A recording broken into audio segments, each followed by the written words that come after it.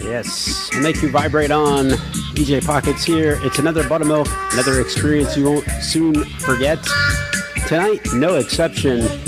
This one might blow your mind. I've got Eric Dubay talking about the flat earth. He wrote a book called The Flat Earth Conspiracy. We'll talk about it. It's really interesting stuff. So I'm speaking to Eric Dubay. Is that how I pronounce your name? That's right. Eric Dubay. And we're on Skype, and you're calling in from Thailand, correct? That's correct. Sunny Thailand, right? It's moonlit at the moment, but yeah, it's usually quite sunny. 24-hour time. And thanks for agreeing to come on the program and talk about the flat earth. Thanks for having me. And I don't know where to start with this issue, but I guess when I first heard about the flat earth, I laughed. I thought it was the funniest thing. And then recently I've been going through this thing where I kind of look at things again and re-examine. And I think a friend of mine pointed me to some of your videos, and I was very skeptical at first. And then I started to be like, there may be something here. But to people out there who are just like me going, this is crazy. I mean, what I hear most is this is, anti-science, or this is, loony bin stuff. First, how'd you arrive at this idea? Well, I never fully bought the spinning ball Earth with gravity holding us on the bottom idea that they were telling us at school. So I always had a little kind of inkling towards this not being the way they told us, but I just go along to get along through schooling. And then in my 20s I came across geocentricity, the idea that the Earth is the center of the solar system, or the Earth is the center of the universe, instead of the sun, the heliocentric theory that they teach in school. And that was making quite a bit of sense. And then from there I started reading some old flat Earth books. Most of them, the book I wrote, The Flat Earth Conspiracy, it's the first flat Earth book that's been written in over 40 years. Before that, most of them were in the 1800s and before, so I had to go through a lot of old literature. And having gone through quite a few old flat Earth books, it really started to dawn on me that this was quite a conspiracy, and legit. So yeah, it took me years of going back and forth whether is this for real? Could this possibly be? At first you think that you've got so much proof and evidence that of course we're living on a spinning ball, and NASA's been to outer space, and there's all these other ball planets and everything. The whole thing seems so solid at first, but when you start looking into the evidence for the flat Earth and the refutations for the supposed proofs of a ball Earth, like the Eratosthenes experiment and the Foucault's pendulum and the Coriolis effect and all these other things that they cite, or the ships disappearing below the horizon, or circumnavigation. They've got plenty of different proofs, but when you look into it more and more, and if you got the ball Earth in your right hand and the flat Earth in your left hand, the more you look into the evidence for and against, the more your flat Earth hand just starts being weighed down, and the ball Earth hand starts being lifted up, and you see that there really is no evidence whatsoever that we're living on a spinning ball. And so this is not at all anti-science, the flat, motionless Earth. It's very pro-science, but what we've been taught is a pseudo-science. And so that's why people who've been indoctrinated into the pseudo spinning ball Earth science look at this new flat Earth perspective as being totally anti-science, as you said. But the more you look into it, you'll see that this is very scientific. Experiments have been done and repeated, calculations have been made, and you can make them yourself to prove that the Earth doesn't have the curvature that they say it does. Okay, well, prove it to me. Say I'm a skeptic. And prove it to the people who may be listening to this broadcast that we live on a flat Earth. Sure. So one of the main ways to prove that you're living on a flat Earth is to calculate the curvature. So if we are living on a ball, they say it's 25,000 miles in circumference, and using spherical trigonometry, it goes out to there being 8 inches per mile, varying inversely with the square of the mile, which means that after the first mile, there's an 8-inch drop. After the second mile, 2 squared, 4 times 8 is 32, so it's 32 inches. After the next mile, 3 miles, 3 times 3, 9 times 8, 72 inches. So this is the kind of dip that you get on a sphere. 25,000 miles in circumference. You can use the Pythagorean theorem to figure this out. NASA agrees with this number anyway, so it's not a debated number that it goes down this way. What is debated is whether it actually does so. So there's been experiments done using flags, using laser leveling, using sextants and theodolites and different instruments to check over a series of miles whether this curvature is actually happening or not. And time again, when you take these measurements, there's no curvature whatsoever, not even a little bit of curve. So even if they got the circumference of the ball Earth off by, say, 4 times, if it was 100,000 miles around instead of 25,000, you'd still have some measurable, calculable curvature, which just isn't there when you take these measurements. And anyone can do them. You just need a flat area long enough. They've done measurements over 6 miles, 10 miles, 20 miles, and then with things like lighthouses, you can see the light from lighthouses at sea, depending on where you are and how high the light is, for over 100 miles. Much further than you could on a ball Earth, even with refraction. It would be impossible to see them. Canals, railroads, tunnels are all built with no account made for the curvature, supposed curvature of the Earth as well. The horizon is always flat. No matter how high you go up, the horizon remains flat and rises to the eye of the observer. So you can see amateur balloon footage on the internet up over 20 miles high. The horizon remains flat and it rises to the eye of the camera the whole way up. Now, if the horizon was really the curvature of the ball Earth, then as you rose up in a hot air balloon, say, you'd have to look down, further and further, looking down to see the ball Earth, to see the horizon. But what actually happens is the horizon rises right up with you the entire way up. So as high as an independent rocket or balloon gets, the horizon rises all the way to your eye level and is flat all around. But when NASA shows us pictures, they claim to be much higher, and then there's curvature and the ball photos, but those are all CGI, or some of them are done through a round window, the earlier ones. But they're all fake images. There is no actual image of a ball Earth. If you Google it, you'll see that they're all composites, CGI, or literally taken through a round window in low Earth orbit. That's how they faked the first ones. Eric, how do you know that they're composite? How do you know that they're not real photos? Well, I actually admit that they're composite. Composite's their word, not mine, for their fake pictures. They say that there's satellites out there taking satellite images, and these satellite images, they receive ribbons of imagery, they call them, and then they have to extrapolate the ribbons of imagery out in Photoshop, and they admit it. So they can't apparently just take a photo or take some video out there from their satellites. The technology they use, they claim, is can only make a picture for us if they composite it and edit it in Photoshop. So really? They've got Wow. in one of my videos I've got a NASA guy talking about it, just admitting it straight out. He's like, yeah, well, they are Photoshopped, but they have to be.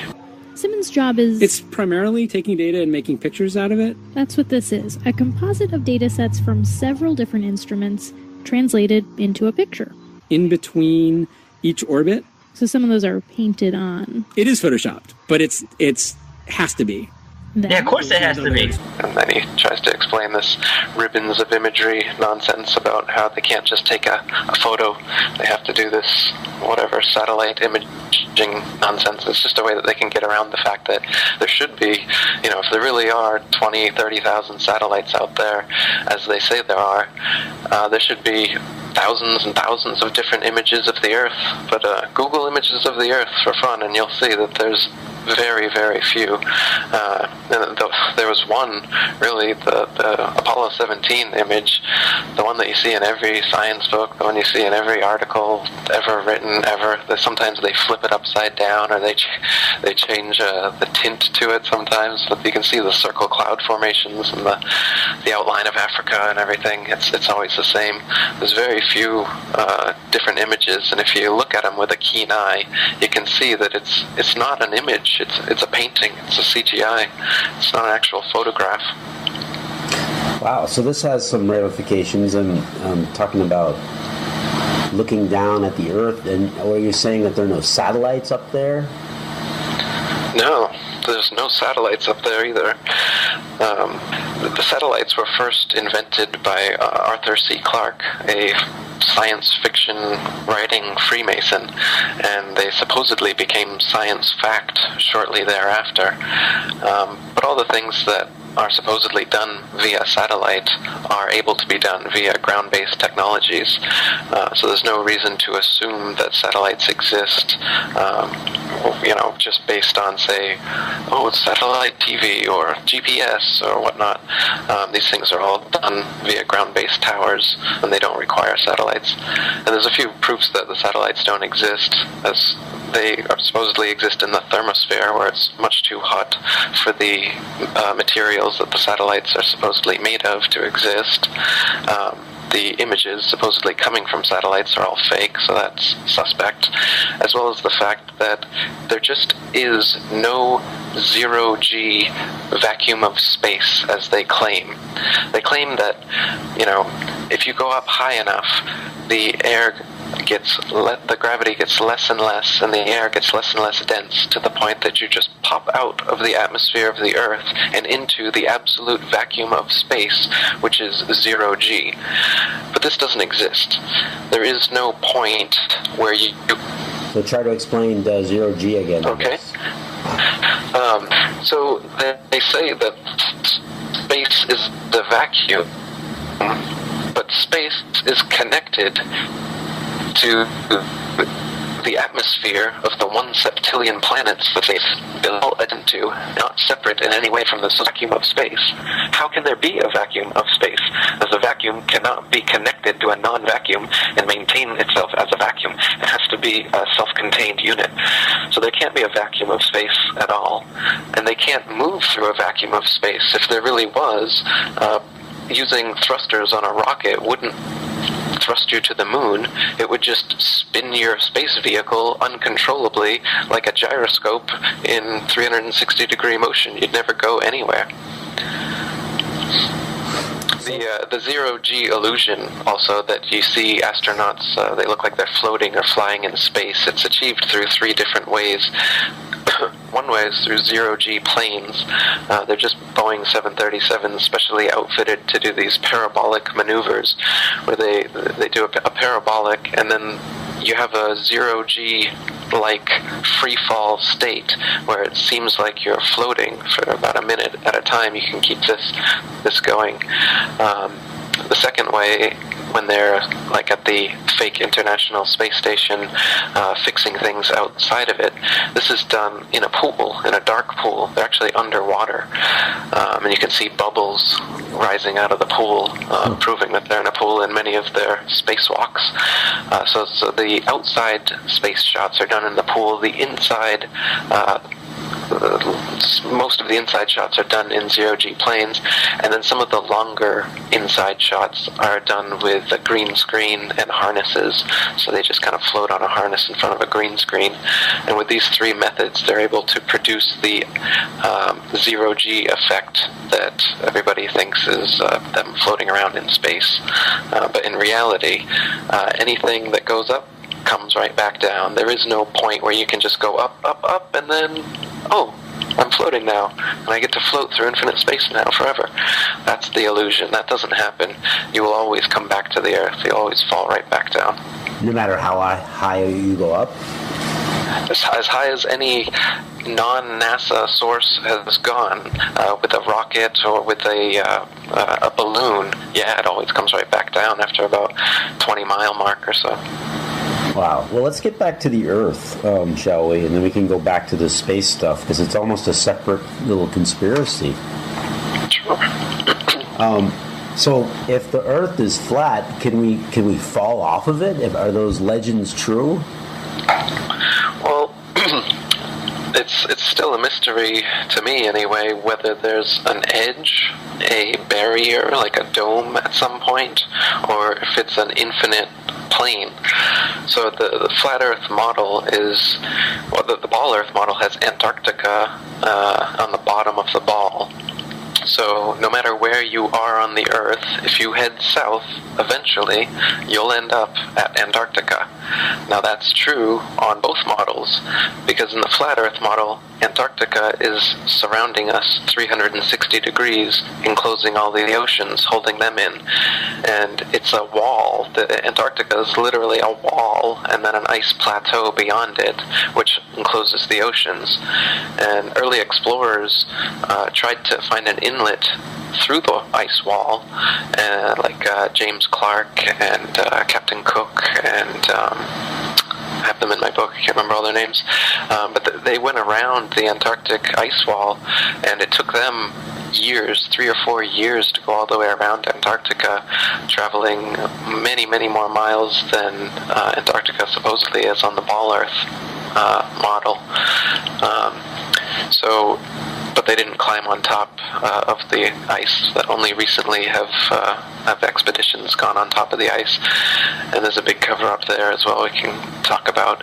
So as far as public information, we don't know how far along the Antarctic ice you can go, whether you'd be going for a while and then you'd get to an edge and, like you said, fall off into space, or whether there's a barrier or a dome of some sort, as many cultures believed, or whether it's an infinite plane and it's just snow, ice, wind, and darkness forever. That's still a mystery at this point. Is the whole flat Earth idea, is that a new idea? How long has this been around? No, the flat Earth was worldwide for thousands of years before this spinning ball Earth came around. The first person to think of the spinning ball Earth was also the first Freemason, Pythagoras of Samos. Most Freemasons trace their ancestry, if you will, back to Pythagoras as being the first Freemason. And that was 2,500 years ago. But his idea didn't catch on at all until about 500 years ago, when Copernicus, another Freemason and Jesuit, wrote his book promoting this spinning ball Earth and concept. And then Kepler and Newton and Galileo, they took it from there, and now NASA and RASA and all the other space agencies, they're experts like Carl Sagan and Neil deGrasse Tyson. They're continuing this heliocentric spinning ball Earth gravity myth that's been going on for 500 years, and they keep adding on to it now. Now you've got a Big Bang and evolution and aliens and 1 septillion other ball planets. Now they're going to come out and say they've found life on other planets soon. They've already given us fake pictures from Mars claiming that there's a pyramid and Sphinx on Mars, trying to cement this alien progenitor propaganda into us. So are you saying there are no aliens? Not in the sense of extraterrestrials, since there are no extraterrestrial places. Earth is the only material plane. It's a plane, not a planet. And the planets are just stars. What we call planets today were known for thousands of years as the wandering stars. They differ from the fixed stars in their relative motions only. All the fixed stars in the constellations, they're fixed together in their patterns as they revolve around the heavens. But the planets, as they're called now, used to be known as wandering stars because they seem to wander their own unique paths. They just spiral around the sun, and they have kind of a spirograph orbit. You can see in one of my videos called The Ancient Flat Earth Beliefs, a model of it to give you an idea. But with the naked eye or with a telescope, you can see for yourself that these so-called planets are just stars. They're just lights in the night sky. They claim that the planets are physical terra firma that you can land on and potentially live on. And they also claim that the stars are distant suns in galaxies trillions of light years away. Now, these light years are things that they've come up with to try and convince you that those lights in the sky aren't as close as they actually are. They want you to think that the nearest star is actually 25 trillion miles away, and the reason they have to say this is because you can prove for yourself in your backyard with a telescope that the Earth is motionless. If we're really spinning around the sun 200 million miles every 6 months, we would be on the other side of the sun, right? So you can, by looking at the parallax change in the stars, see whether that's true. And there's not an inch in parallax change in any of the stars after 6 months of supposed orbital motion around the sun. So if that's the case, it's proof that we haven't moved. And the Danish astronomer Tycho Brahe, back in the day, 400 years ago, he was arguing the geocentric model over this new heliocentric model, using this as a proof. And so to get through this, to try and refute this, they said, oh, no, well, the reason is that even after this supposed 200 million miles of orbit around the sun, that you can't see any change in the distance to the other stars is because the other stars are so far away. The closest one is 25 trillion miles away, so you wouldn't see an inch of difference, would you? Aha. And so they use a lot of reverse engineered damage control kind of explanations like this. Another one is the 23.5 degree tilt that supposedly the ball Earth has, and then it wobbles back and forth to cause the season.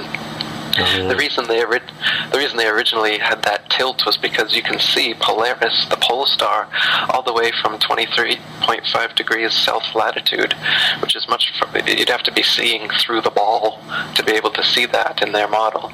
So they said, oh no, well, let's tilt it back on its vertical axis, and that's why you can see it there. So they've got a lot of explanations like this that people parrot till today. They don't even know why that they have these explanations there to try and excuse away legit refutations that geocentric flat earthers have made throughout the centuries to this fake heliocentric model that's being taught in schools and the mainstream media. Well, wow, this goes deeper than... You're blowing me away. Why all this deception? There's a bunch of reasons. I mean, one reason is the profit motive. NASA makes hundreds of billions of dollars giving us these fake CGI images of their supposed missions all over the place. So they're pocketing, 98% of that money, and they use the other 2% to hire graphic artists like Matthew Boylan, who's come out and exposed the flat Earth. He's an ex-NASA person. And, they do send rockets up, but you'll see the rockets, they all come right back down. None of the rockets go straight up. They start the parabola on their way back, and the ones they claim are successful are the ones that go out of your eyesight before they really start to fall back down to Earth. And they say that, well, it's curving around the ball and it will reach escape velocity and leave the Earth's atmosphere out of your view, when in reality the rockets just fall back into the ocean. That's why they're all the NASA and RASA and everything else set up right next to the oceans so that the rockets can fall there and nobody can see what's going on. So the profit margin's there. But beyond that, like I said, the deception is just getting bigger and bigger. So it started out with the spinning ball, but now we've got 1 septillion ball planets. And then in the 1850s, we got dinosaurs. Those came into, dinosaurs never existed before the 1850s. That's when the first fossil was supposedly found, just the same time when Darwin was coming up with his monkey evolution theory. So, and then shortly after that, we came up with the Big Bang. So what we've got now is a godless Big Bang, a nothing for no reason in no time exploded and created everything. And then a bit of the everything turned into self-replicating bits, and life spontaneously created, and order and intelligence and consciousness all came into existence. So we've got this cosmology that comes from nothing. It's atheistic, it's nihilistic. It makes it as though humanity and Earth and everything here is just a cosmic accident. It's purposeless, it's meaningless. That's why this kind of atheistic materialism is rampant nowadays, because this kind of metaphysics is what we're being taught. So if we're just in the corner of some galaxy and the fingertip under the dust of the fingertip of the universe, then we don't mean anything. So what it does is it spiritually crushes humanity, so that we just think that me is all that's important, because this life is meaningless, God doesn't exist, we're just a bunch of primordial soup that turned into monkeys, and then monkeys turned into humans. They got us believing just a bunch of nonsense. The overall reason, if you're a psychopath like the people who do control this world all are, then what you want, your ultimate goal is world domination. The best way to achieve world domination is through propaganda and mind control.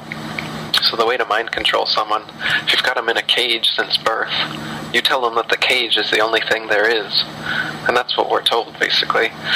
We're told that the only thing that is the amount of land that we tell you there is, and everywhere else you can't go. You can't go to the North Pole, and you can't go to the Antarctic without government approval and licensing. They have little tours where you can go and take little photo ops, but you can't go yourself and explore what's actually at the North Pole and what's actually out along the Antarctic ice. How far does it go? Could we prove that the Earth is a ball? Matt Boylan, the ex-NASA guy I was telling you about, he's got a challenge going. He wants to go to Antarctica. He'll enter from any point, and with his team, ropes and spikes, go straight southwards along the Antarctic ice and see, will he come up on the other side of the ball? Or will he hit a barrier or an edge? Or is it an infinite plane? But they won't let him or anyone else do that. Jarl Anderhoy is another independent sailor who's, I'm not sure if what his views on the shape of the Earth are, but he really wants to go to the North Pole and to the Antarctic, and he doesn't want to have government approval or go with their teams. He just wants to do it. They're supposedly no man's land, so why can't we go to no man's land and explore for ourselves? They've fined him and put him in jail for even trying to do so. Rodney Clough and his team, he tried to go to the North Pole, and they met twice Russian ships saying that they'd blow them out of the water if they continued. They were forced to turn around. So we're not allowed to take independent trips to the North Pole or to the Antarctic ice to confirm these kind of things for ourselves. We're kept in the middle of area of Earth all the time, and told that that's all there is. But if the Earth really is flat and Antarctica is all around us, then there's a lot more real estate than they claim. There's a lot more Earth than is shown on our maps. And the maps that we're shown are absolutely wrong. We can get into that as well. There's way more land than they are shown, and way less land. Greenland, if you look at the typical Mercator projections, almost as big as Africa. But Africa is actually about 18 times larger. So the projections we're shown are not quite the way things are. So, now, let me get this straight, because this is somewhat of an eye-opener for me and for other people listening to this. You're saying that the Earth does not revolve around the Sun, that the Sun revolves around the Earth. You're saying that the Earth does not spin on its own axis? No. So where do we get night and day? So the Sun and the Moon revolve over and around the flat Earth.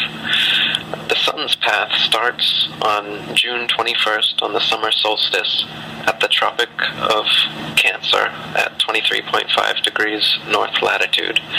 So if we're looking at a flat model here, the North Pole is the middle point. Imagine a bullseye or a target. The North Pole is the middle point, and then you've got a disc shape all the way around, and that's the Antarctic ice. As I said, I don't know how far the Antarctic ice goes, whether there's a dome at some point, as many cultures believe, whether there's an edge, whatever.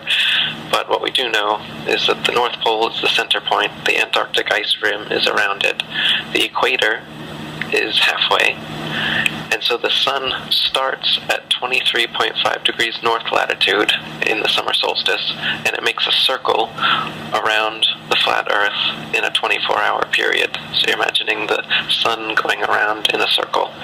The circle gets bigger and bigger and faster every day until the winter solstice. At the autumnal equinox, 3 months later, it will pass the equator.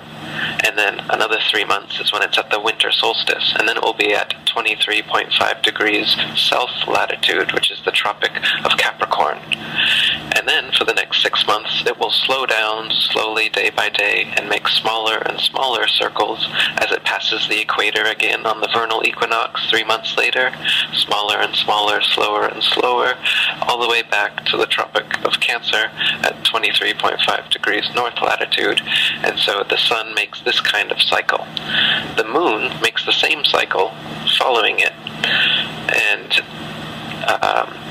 but it doesn't change its speed.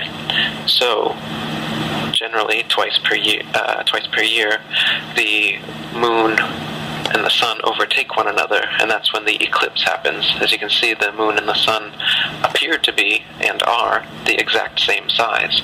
In the Ball Earth model, they claim that the sun is actually very big and very far away. It's 400 times bigger than the moon and 400 times farther away, and that's why, from our perspective, it just seems like they're the same size. That's their answer. In reality, you can measure with sextants and plane trigonometry, and you'll see that the moon and the sun are 32 miles in diameter, about 3,000 miles off the surface of the Earth. Flat Earthers for centuries have made the same calculations, whereas Ball Earthers, these heliocentrists, their calculations change on their whims. For instance, Copernicus, he said that the sun was 3 million miles away in his day, 500 years ago. Kepler, about 100 years later, said it was 12 million miles away. Newton was quoted saying, "It matters not whether it's 26 or 54 million miles away, science will find the answer."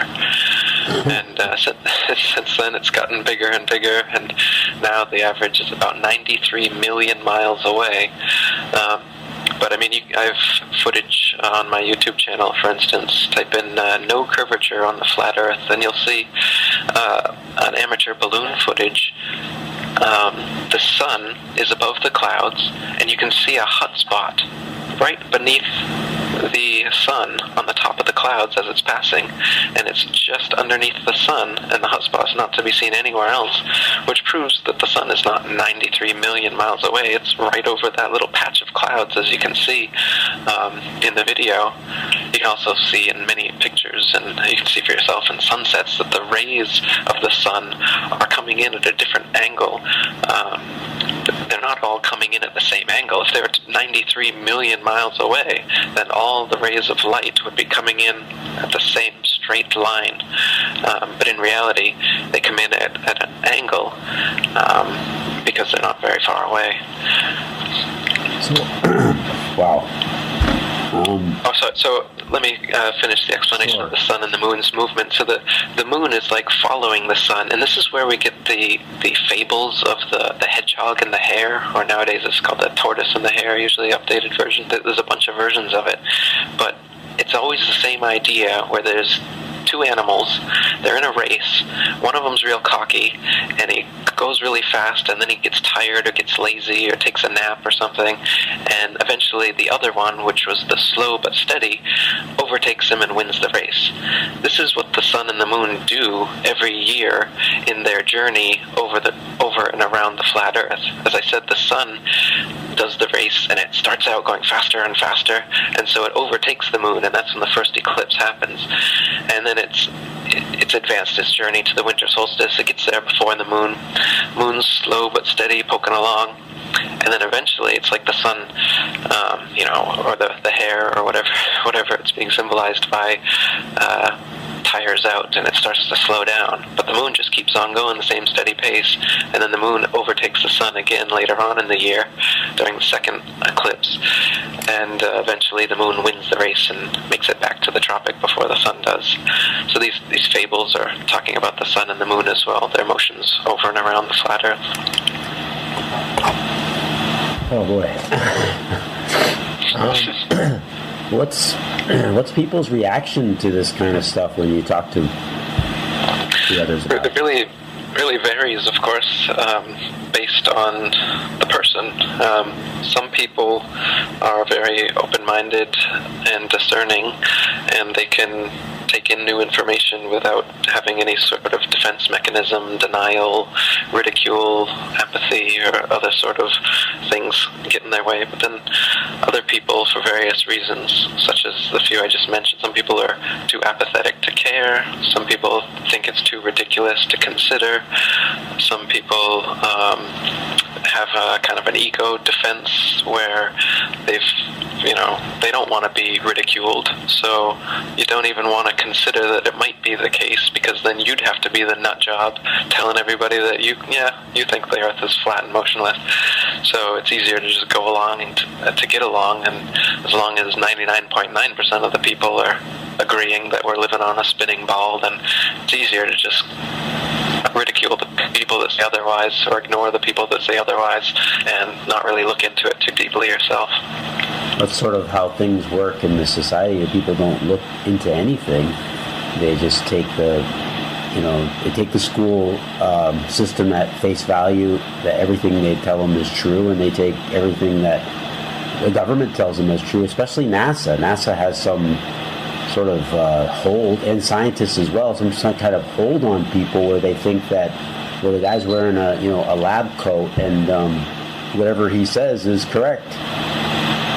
Even though there's lots of history in science of scientists bashing new theories that come along, and faking evidence and all kinds of stuff, but that conveniently gets left out of the conversation. It's like we have no memory of anything. The winners write the history, so right. It's difficult to see what's been erased. Now, are you saying that, and I don't know if you know this answer, are we the only so-called intelligent life, and that's a funny thing to say right now, but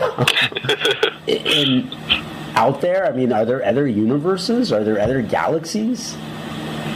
The Hindu cosmology says that there's an infinite number of these flat Earth universes. They say that we're inside of a sphere, so that the universe is a sphere, actually, not the Earth.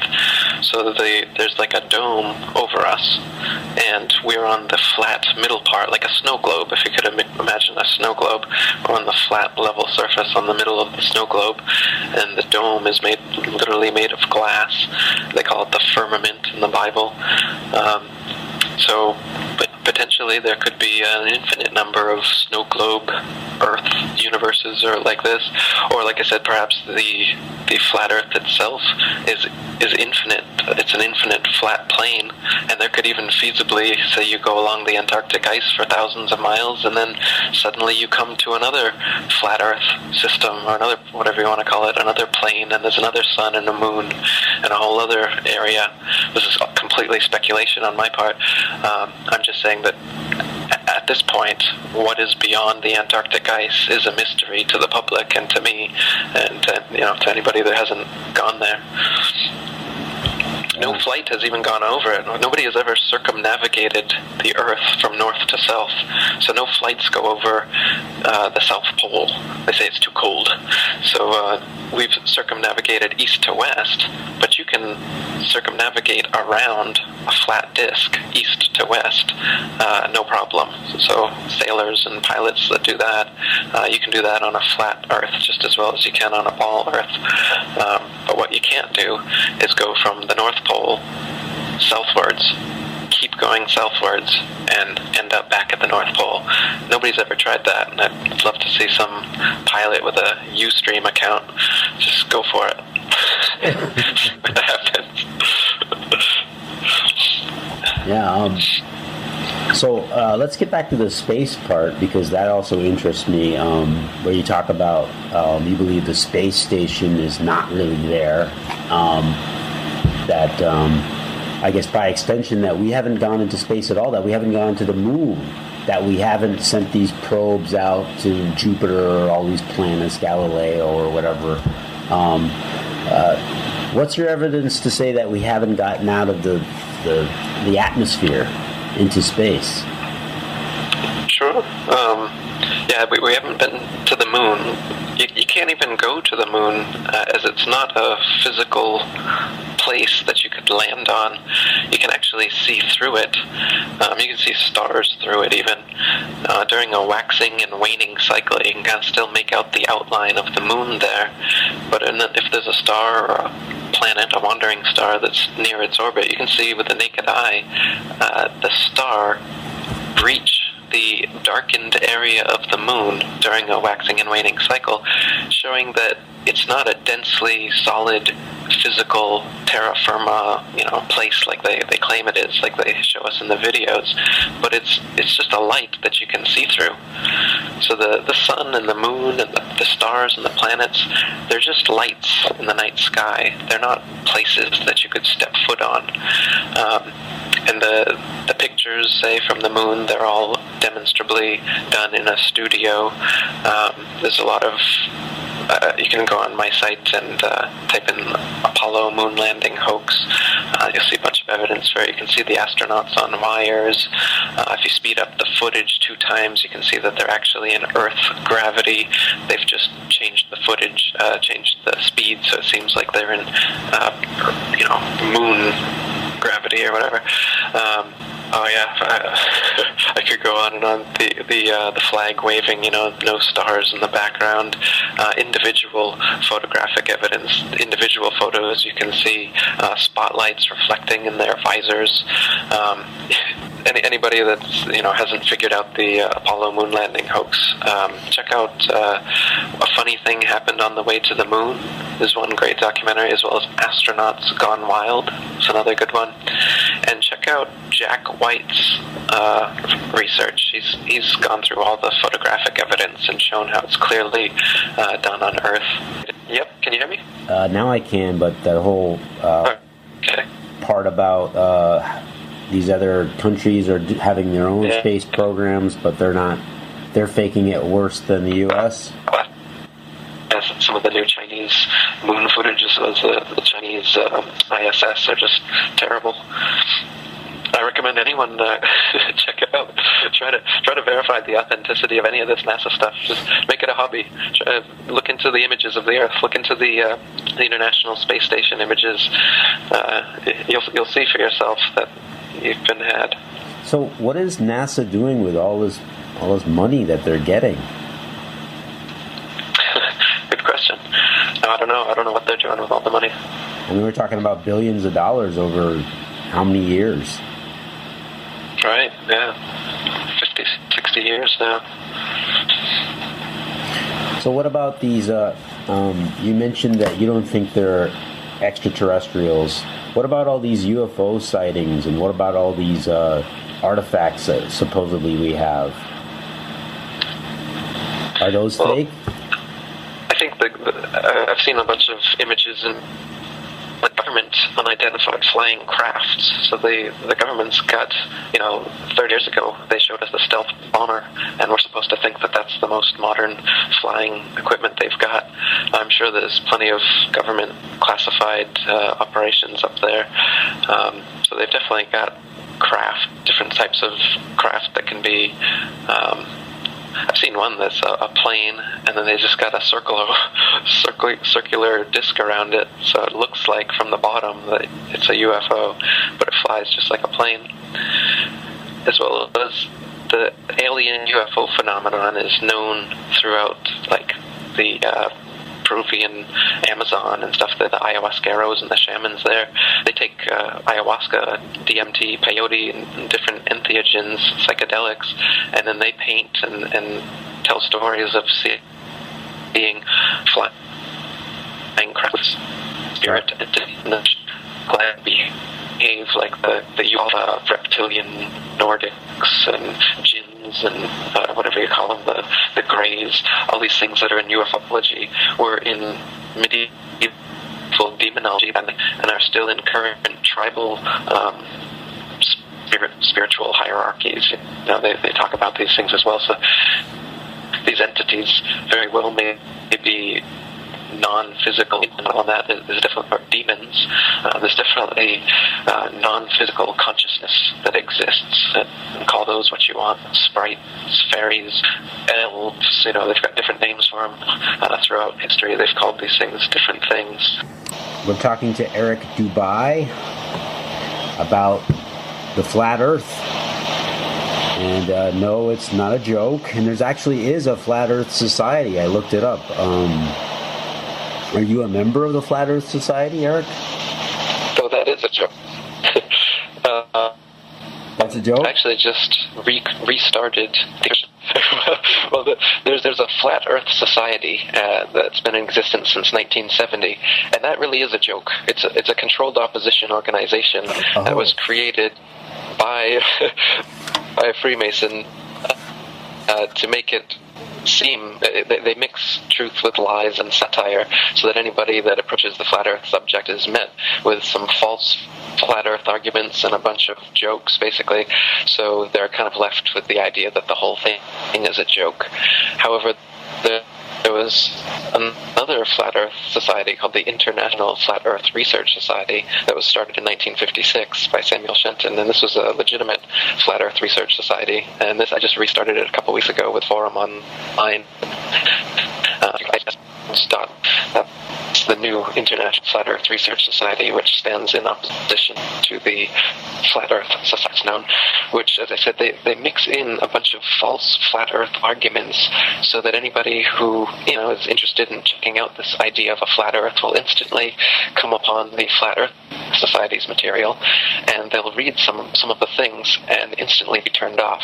For instance, they claim that gravity exists, but the flat Earth disk is constantly rising upwards, accelerating at 9.8 meters per second, and they claim that is the reason for the effect of gravity.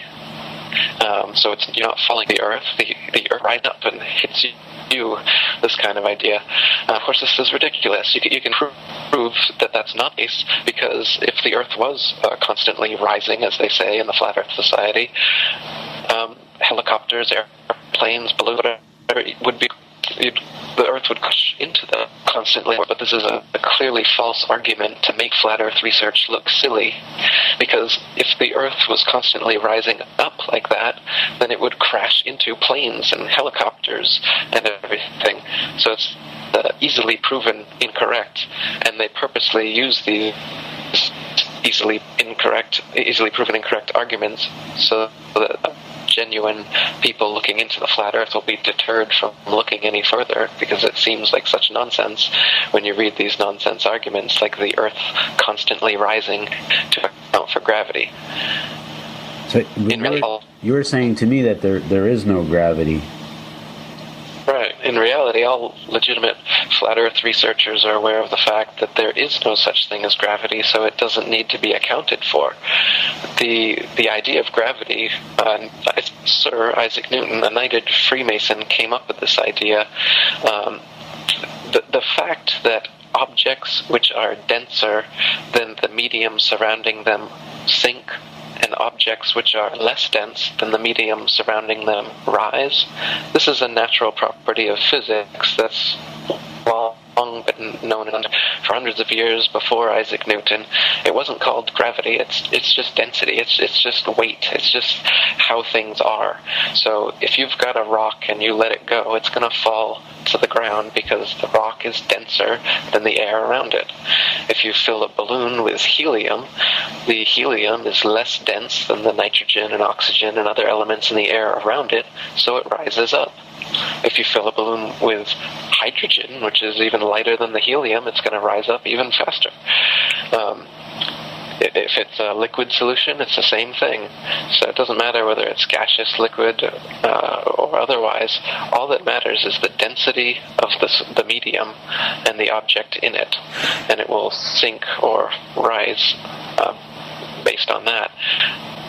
Gravity, this is an idea that Newton came up with to explain why people, buildings, and the oceans don't fall off the underside of a spinning ball Earth, right? If we're on a ball, and say people in Australia, they'd be standing upside down, inverted. What is holding them on? Well, he says gravity, and gravity is this magnetic-like force which pulls everything towards the center of the ball Earth. This is provably incorrect in many different ways. For instance, if there really was some sort of magical magnetism holding your feet to the ground so that you didn't fall off the ball Earth, then every step you took should be like you were wearing magnet boots, and you'd have to lift your one foot off, and thunk, it would thump right down to the earth again, and it'd have to be like that. And if you ever were able to overcome the gravity of the Earth enough to jump both feet up at the same time, well, you should continue off into space, because if you've jumped, say, So you said gravity is like, if that is true, then every time you took a step, it would be like having those, it would be, every step would be really hard because you'd have to pick it up and your leg and drop it down again and pick it up and drop it down. I guess continue on with that thought if you can. Sure.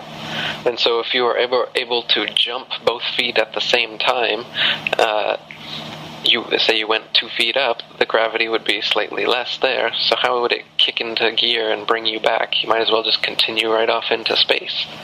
They also say the gravity of the Earth holds the moon in its orbit. This doesn't make any sense, because they say that gravity keeps us stuck to the Earth, but it keeps the moon and other things in the solar system supposedly orbiting other things. So gravity has two properties. When they want it to, it causes some things to orbit in circles or ellipses around other things, and when they want it to, it causes things to stick to things. Why doesn't the moon just become sucked into the Earth? Why does it maintain an orbit? If gravity is what keeps it into the orbit, why doesn't it get sucked into the Earth like we do? Or if we jump up, why don't we start orbiting around the Earth like the moon supposedly does? Why don't we do that? It doesn't make any sense that one would do one and the other would do the other. Nor does it make any sense that, say, the moon's gravity causes the tides on Earth, as they tell us. If the Earth's gravity is 8 times, or however many times they say it is, more so than the moon, then how could the moon's gravity, the lesser gravity, overcome the Earth's stronger gravity at the surface level on Earth and pull the tides towards it? That doesn't make any sense whatsoever. That the gravity of the lesser gravity of the moon can affect the Earth's tides when the Earth is supposedly causing the moon to stay in orbit. See, what it is that gravity is their catch-all thing for everything. The reason that they know the distance to the stars is gravity. They can weigh the Earth and weigh all the other planets because of gravity. They've got all these calculations and all these, mathematical formulas they'll show you all day long, showing you how they came up with the weight of the Earth and all this nonsense. And it's all based on gravity. Big Bang is based on gravity. The way that the primordial soup started spinning around and creating supernovas and planets and whatever, all that crap, they say that's because of gravity. Everything's because of gravity. Gravity is why planets formed and life came onto the planets. It's their catch-all reason for everything they can't explain. It's gravity. So you mentioned under the Earth as well.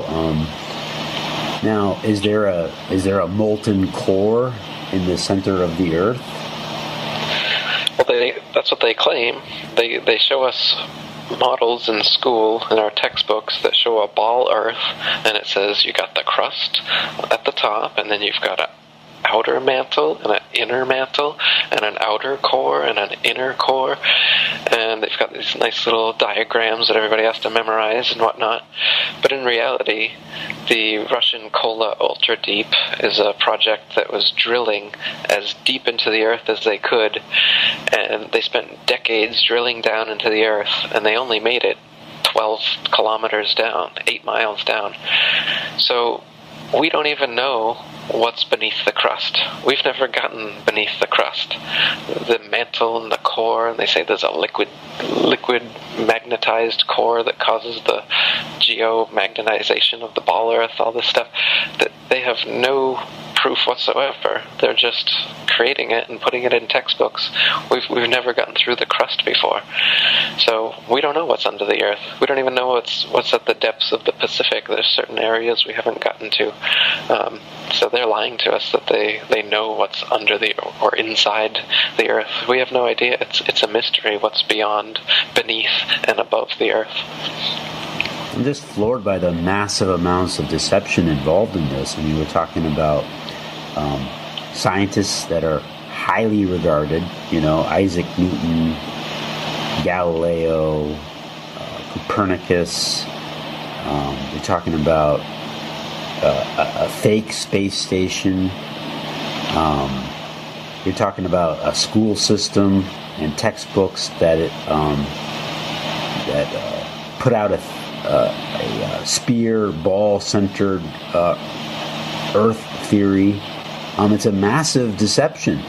Absolutely, it's the biggest cover-up and conspiracy in history for sure. At least 500 years running, and it's mostly since NASA that so many people have fallen for it. If you read some of the old flat Earth material in the 1800s, there's still a raging debate going about this. The idea of a spinning ball Earth versus a flat, motionless Earth. It wasn't a foregone conclusion like it is today. Nowadays, you're looked at like absolutely crazy for even considering the idea that the Earth wouldn't be moving or that it would be flat. But just 100 years ago, it was quite commonplace to have this view. People are under the idea, shall we say, or the delusion that today is the best that we've ever had as far as science and civilization and all this kind of stuff, and that everything else, and that these ancient peoples, were idiots and primitive and didn't know enough about the stars or whatever it is to say anything. And most people that you talk to would say that, well, you must be, a Jesus freak if you believe in the flat Earth, or if you don't believe in evolution, or if you don't believe in the Big Bang, or name the widely held theory. Are you religious? No, not religious. I consider religions to be prepackaged boxes of belief that people buy wholesale, and I think that life is, we're all subjective interpreters of this big mystery here, and that we should all have our own religion, and nobody should follow anyone else's. Your life should be a journey where you're trying to figure out what the heck is going on here, and you can definitely and should definitely see what other people have written and believed, and what the other religions have to offer. So I studied philosophy in college. I'm really interested in comparative religion and theology, and I definitely believe in intelligent design. I believe that this physical world comes from a non-physical being, so to speak, that everything that is actually happening in the mind of a greater being, kind of like a dream. So like when you're when you're in a dream, you got all these different people and places and situations and everything, and then you wake up and you realize there were no other people or places or situations. There was just you. And I think that's what we're doing here. We're all subjective consciousnesses, but ultimately there's one objective consciousness, which is God or Brahma or void or oneness or infinite consciousness, whatever you want to call it. The one originating thing that existed is like an omniscient, omnipresent, omnipotent consciousness, objective, and it separates itself into this dualistic world. You know, we've got sun, moon, day, night, male, female, good, evil, inhale, exhale. We're clearly living in a dualistic world, but we come from a singular place. God is singular, objective. We are in a dualistic physical realm where we are subjective. And I think when you die, a piece of God wakes up and realizes that you are only dreaming. Who you think is Dan and I think is Eric is really just a dream character in God's dream, and we're method acting the dream throughout our lives. And when we wake up, we realize that we're not Dan, we're not Eric, we're God. And this subjective experience of being a human on this plane is just that. It's an experience. It's a play. It's a playground. The Hindu cosmology, the Hindu religion, they talk about Brahma and the Upanishads. He's the objective, omniscient, omnipotent intelligence, consciousness, and he's all that exists, and he's all known to himself.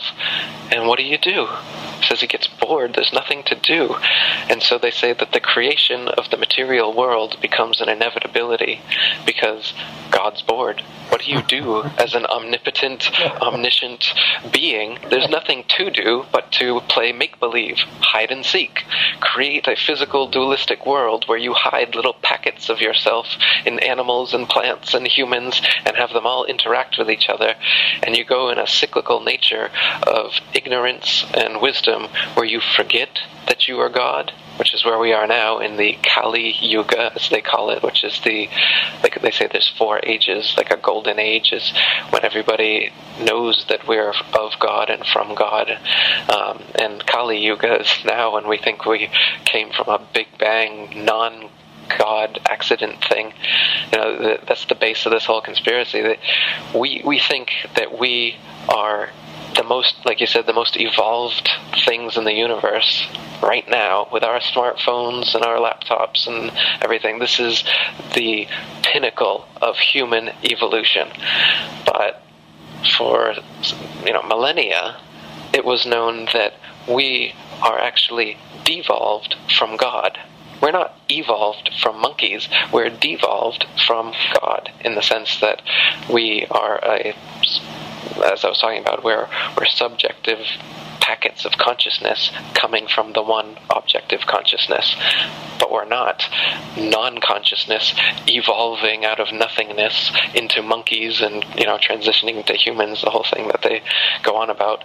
They've never found a species that has turned into another species. It's never happened. It's called macroevolution. Microevolution, little adaptations within species happen, sure, but a species turning into another species never happened.